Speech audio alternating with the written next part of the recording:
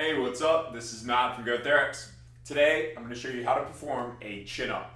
So a chin-up is just like a pull-up, but we're going to go with an underarm grip, so a supinated grip.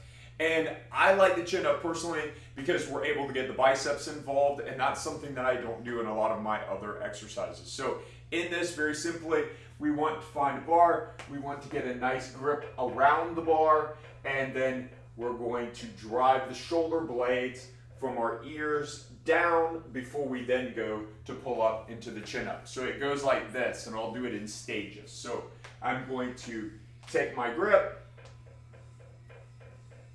I'm going to get my weight, I put my feet in front of me, engage my core, drive my shoulder blades down, pull up, and then back down. Let go of the shoulder blades, pull them back down.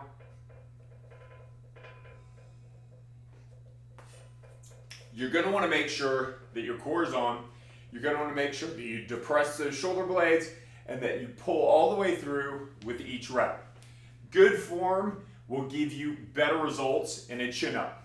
Going through half reps, yeah, you'll be able to do more. That said, it's not going to give the same stimulus to your body. So you're better off going slow, being humble, and getting 3 to 10 reps to start and working your way up from there. Thanks.